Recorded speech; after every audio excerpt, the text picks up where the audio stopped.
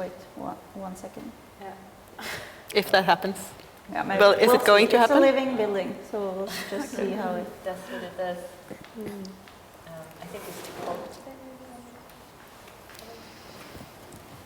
And you'll help me with the time as well. I'll follow.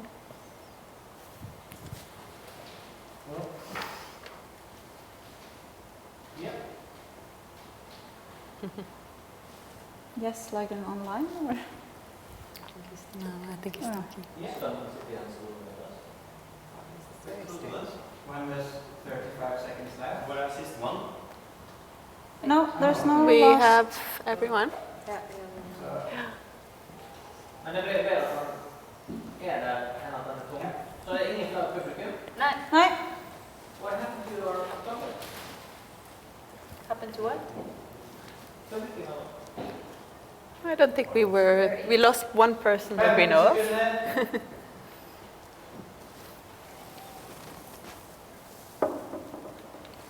Mobilen da. 5, 4, 2, 1, live.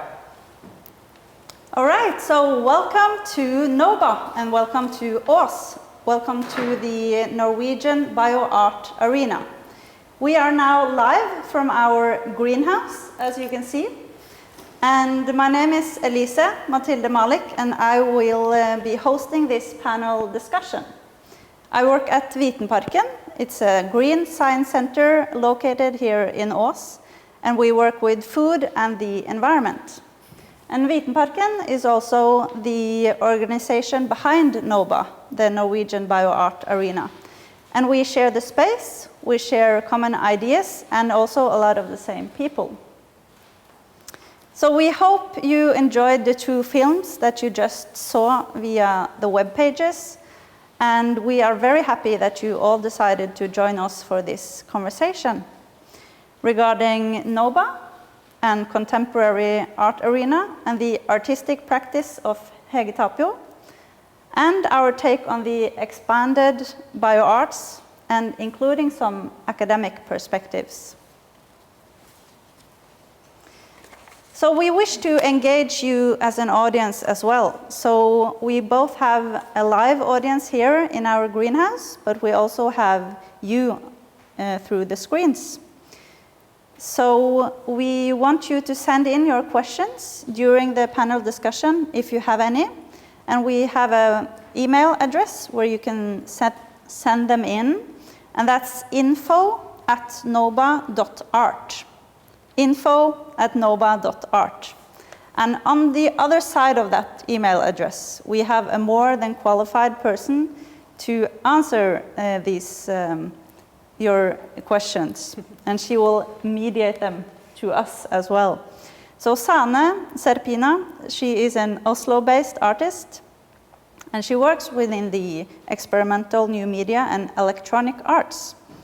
So she will be getting your questions. But of course you need to get familiar with our panel as well. And to start off this conversation, I'm going to introduce the people sitting here besides me. So Annike Flo, hi.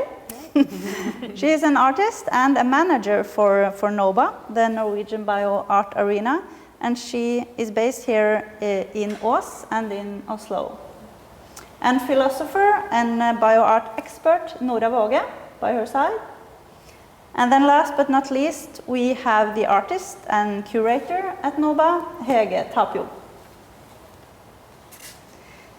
So as a quick appetizer and a start for this conversation, I was wondering if you could tell us a few words about your own fascination with bioarts and how you are involved with NOBA. I can start. My fascination with bioart is, I guess, just the world and being in the world and all of these amazing creatures and processes we share it with. I come from a theatre, costume and scenography background, and started working with oyster mushrooms and bacteria and other fungi about 4 years ago. And then I really sort of saw the need for somewhere like NOBA, where you could meet other people we work with living matter to discuss ideas or methods or these sort of things. And I also think NOBA is really important just to get the word bioart out there in Norway, where not a lot of people sort of know about it or work with it, because it opens up so many resources to artists and other people who's interested in ecology and biology. Yeah. Good. Yeah. A lot of the things that you said apply for me as well, I think. I've been working with bioart from a theorist's perspective for a decade now, starting during my master's, but I also like to get my hands wet, as we like to say, with bioart too. And for me, it's really about that sort of sense of marvel, wonder, fascination with the living world that bioart gives us, but at the same time, that sense of critique and a sort of unsettling quality, a more or less sort of sharp edge that bioart also provides to various very relevant topics in our society. So there's this question of what the world is actually like in our everyday experience and the unsettling of that bioart provides. And for me, this has been something to think with for many years already. So, yeah. Well, my experience with bioart is a long-standing, passionate road that stems 2 decades ago from when I started IOLAB, Center for Future Arts. And I've been dealing with bioart and some of the most amazing bioart artists, both as an artist and as a curator. And to me, bioart is connecting art with science. And it is an important niche within the art, science, and technology field. And it really, to me, it really was the art that was able to comment and engage in a very important part of our world, how technology is evolving, how technology is affecting our biological life, and it was really connecting the dots and managing to raise some very important questions.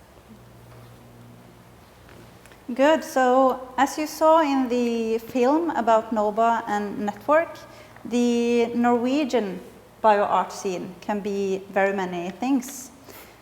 So, some of the examples you saw could be anything from microorganisms and bacteria to vegetable gardens and how people use the environment and ecosystems around them.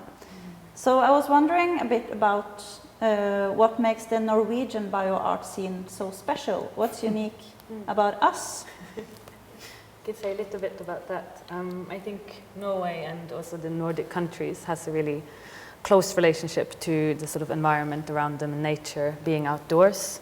And their art practices are sort of rooted in this and sort of spring from this a lot of the time. And we see a lot of artists moving from Arne Næss' deep ecology, or Donna Haraway's post-humanism or compost, or Jane Bennett's new materialism, and from all of these vantage points then sort of approaching biology, ecology, and then also bioart. And I think this gives a really sort of unique flavor to bioart in Norway and the Nordic countries. Yeah.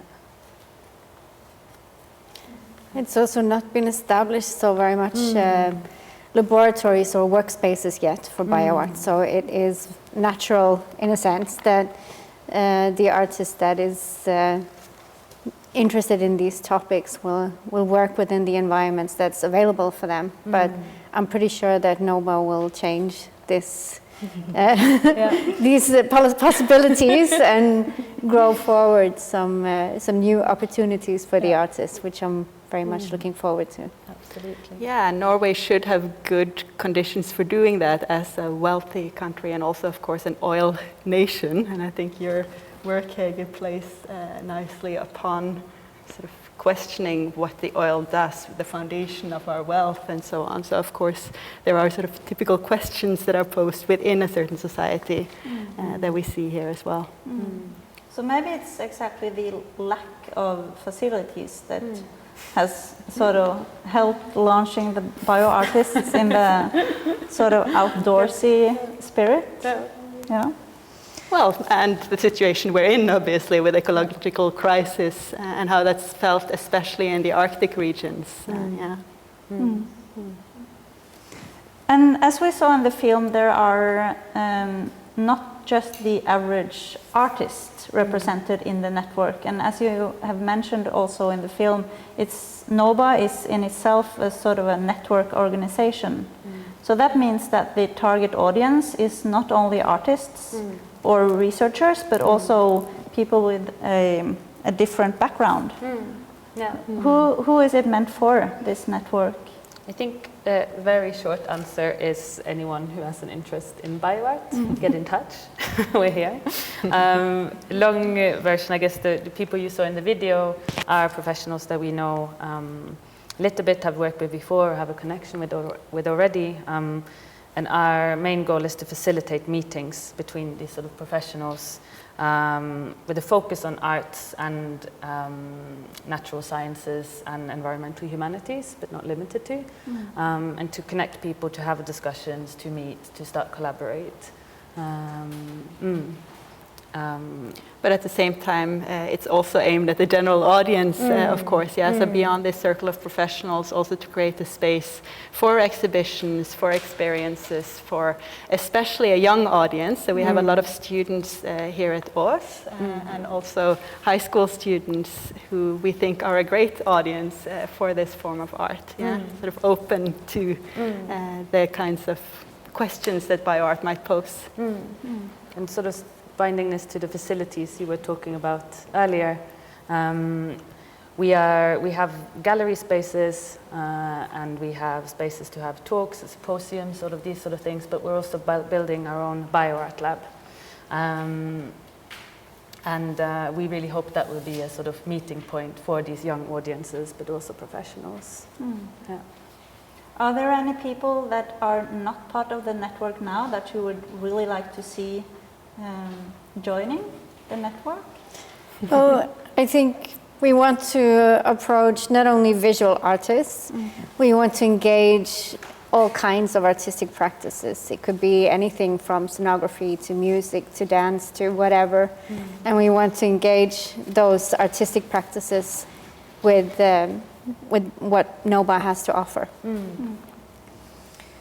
I want to touch a bit upon the aspect of bioart being sort of a critical attitude, because NOBA is not only creating collaborations and producing sort of tangible art, but it's in essence creating an attitude, and that's a really critical attitude. Can you expand a bit on that?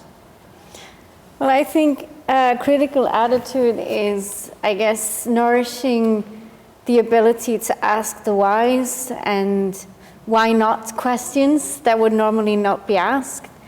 I also think that NOBA should be fostering an attitude towards the future. I mean, what kind of future do we really want?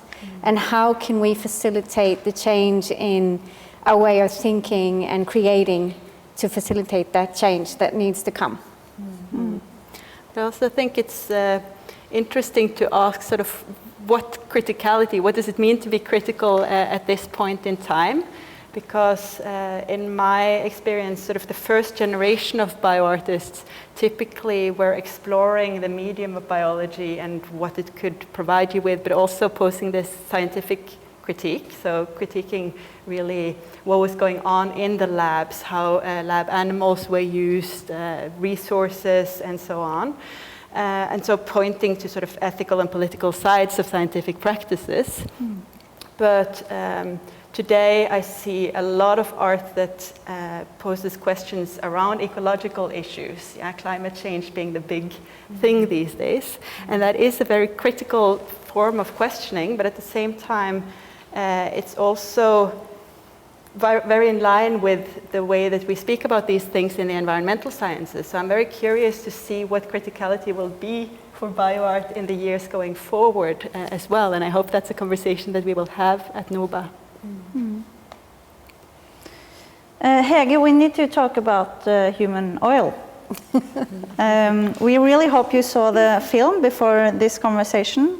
And it was actually the premiere of Hege's performance and art project. So, as we saw, you are using the human body as a resource, and you are asking us to seek discomfort.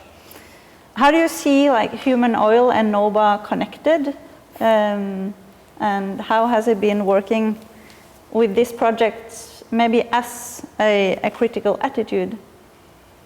Well, for me, it's impossible to talk about human oil without also including human fuel, which was the predecessor and the first project created out of the body fat of my body. And as some of you know that I come from Stavanger, which is the oil capital in Norway. It was very natural for me as an artist also to have my say and my critique towards that industry. And I think as humans, we have become very adept to really make use of all the resources around us that sees us fit. And we tend to forget that we also pose a resource. And with raising that question really quickly becomes uncomfortable because we don't want to view upon ourselves as a resource, sort of. But I think we need to ask those questions and push ourselves into a more humble position in order to understand what we're really doing to the world around us. So that's like the main driving force, I guess, behind my projects. So hopefully we will see some more projects of yours in the NOBA network. We're going to check in with Sane now if she has any questions for the panel. Well, I think there's many interesting questions to pose here, and maybe Nora, you could answer this one. In this very special time of COVID pandemic, we have become so aware of the living entities around us and viruses and sort of that we are not alone. How do you think, how will this time affect maybe the importance or sort of the look at the bioart in sort of the future perspective? I think that's a question we sort of can't avoid asking at this point, yeah, and a lot of bioartists are also responding to the pandemic, but I think it's also emerging that a lot of bioart is seen to be relevant that was already made pre-pandemic in a sense. At the same time, I'm a little bit sort of,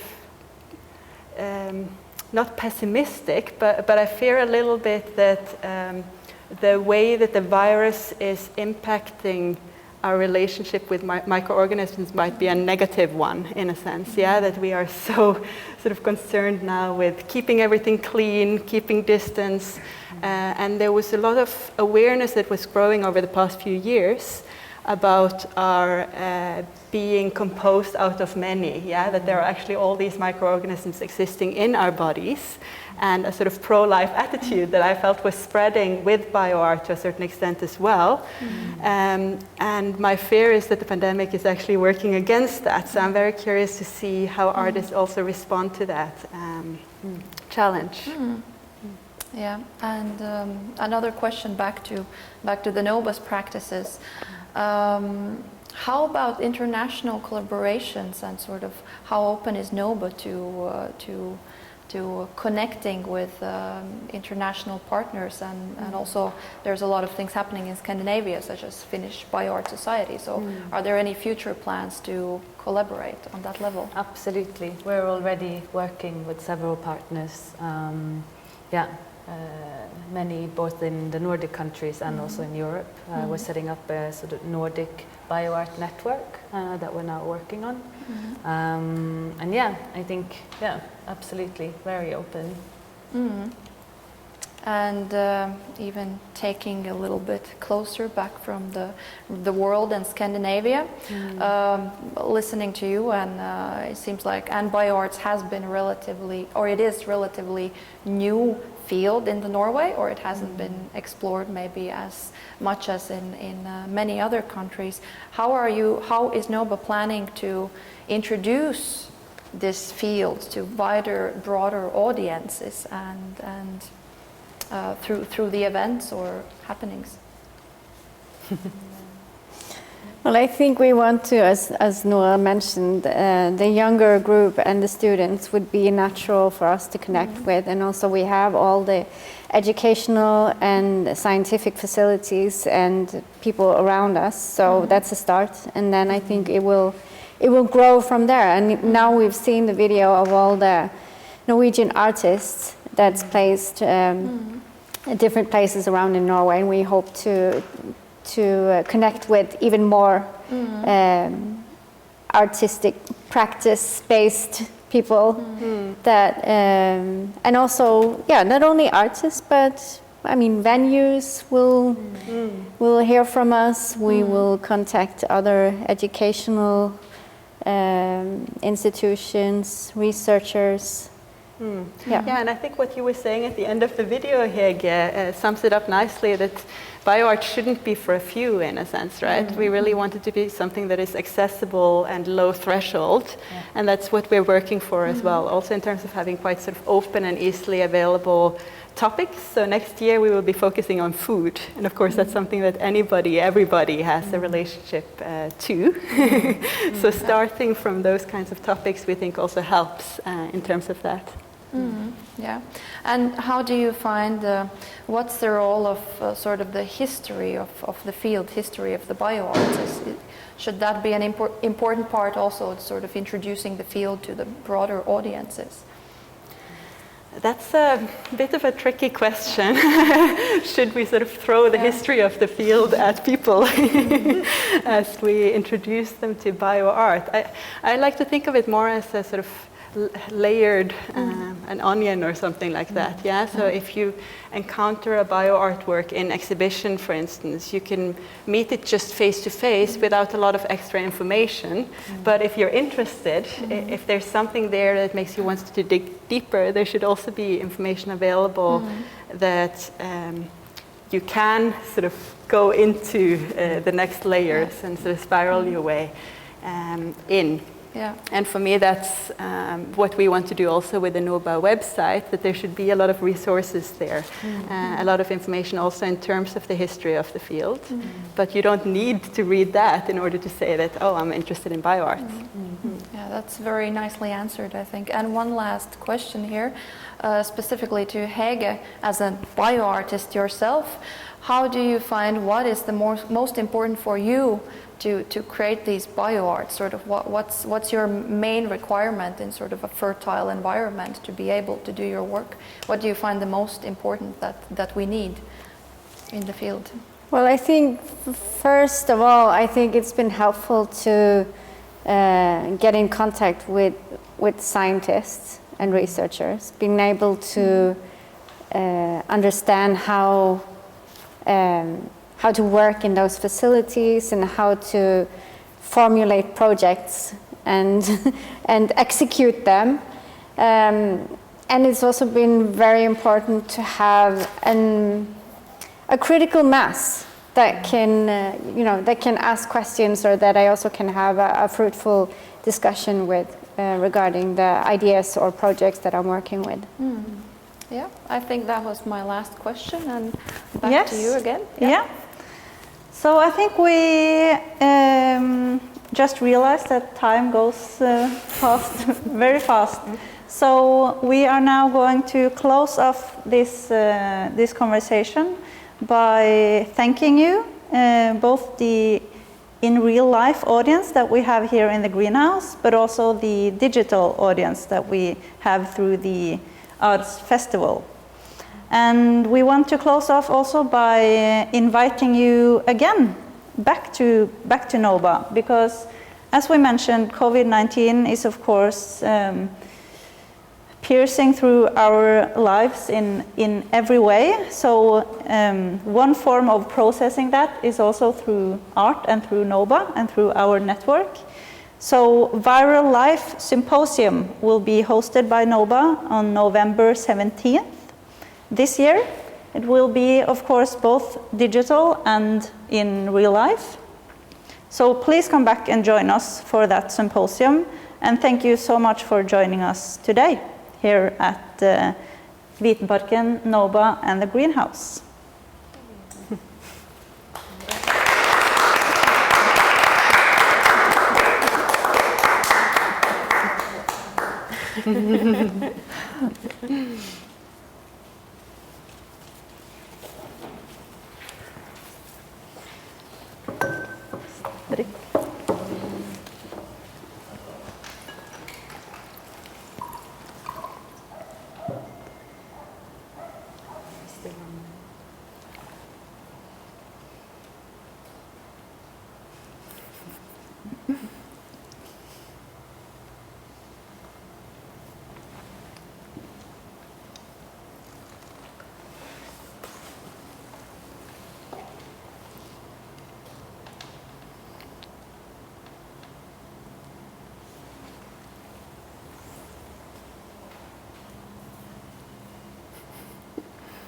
Imagine doing it on time. Going over.